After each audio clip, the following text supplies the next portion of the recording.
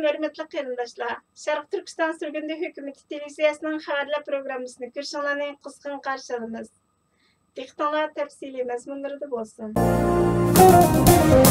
Xitoyning saxtipaz bayonotchisi haqiqatni burmilab muxbirlarni ahmoq qilgan. Amerika prezidenti Bayden Xi Jinping bilan telefonda so'zlashganda irqiy qirg'inchilik va qul emgakini tilga olmadi degan. New York pochtasining 29-iyul kunidagi xabariga qaraganda, Xitoy Tashqi ishlar ministrligi Amerika prezidenti Baydenning payshanba kuni Xitoy kattabashi Xi Jinping bilan telefonda so'zlashganda, Xitoyning Uyg'urlarga qaratgan irqiy qirg'inchilik va qul emgaki to'g'risida munozara olib borganligi haqidagi Oqsaroyning bayonotini yolg'onga chiqardi. Oqsaroyning axborot kotibi Kevin Jean-Pierre Bayden Xi Jinping telefon suhbatidan bir necha soat o'tgandan keyin muxbirga Baydenning Xitoy Xalq Cumhuriyati yurgizayotgan irqiy qirg'inchilik va majburiy emgakka selishni alohida tilga olganligini aytib, bu uning doim kishilik huquqni qo'g'dashni tilga olgandek bir ish. Prezident har vaqt fursat topsa, har qanday bir davlat rahbari bilan ko'rishganda buni o'ttirg'a qo'ydi va Xitoy Xalq Cumhuriyati yurgizayotgan kishilik huquq dafsanchiligini to'xtatishga chaqirdi dedi. Xi Jinpingning Baydenga qanday javob berganligini so'raganda, buning javobini ular o'zlari bersin. Men Xi Jinping uchun so'zlayolmayman degan. Xitoy Tashqi ishlar ministrligining Zuani Javlijan juma kuni muxbirlarni kutib olish yig'inida atalmish Shinjondagi irqiy qirg'inchilik va majburiy emgak deganlarning hammasining yolg'on ekanligini ayta olmayman. Siz Oqsaroy axborot sekretarining oldingi oqshomgi ikki taraf telefon so'zlashishida irqiy qirg'inchilik, majburiy emgakning tilga ilinganligini aytganligini deyishingiz mumkin. Bu tamamen xato uchur. Her ikki davlatning chaqirig'ida Uyg'urlar tilga ilinmadi.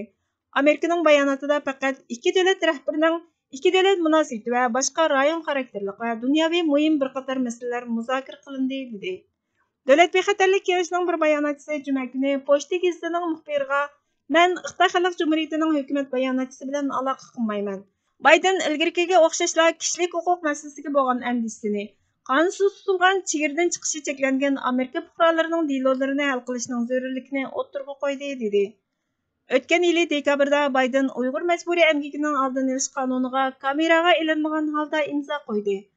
Oqsaroy axborot sekretari Jen Psaki uning Xitoyning xijil bo'lishining oldini olish uchun emasligini aytib, ba'zida kameralik, ba'zida kamerasiz imzo qo'yiladi. Aniqki, biz dunyoning kishilik huquq dafsanchiligiga qarshi turishdan chaqiriq qilishiga rahbarlik qilamiz dedi. Oqsaroyning xabariga qaraganda, telefon 137 minut davomlashgan bo'lib, atdigan soat 8dan 33 o'tganda boshlanib, 10dan 50 minut o'tganda oxirlashgan.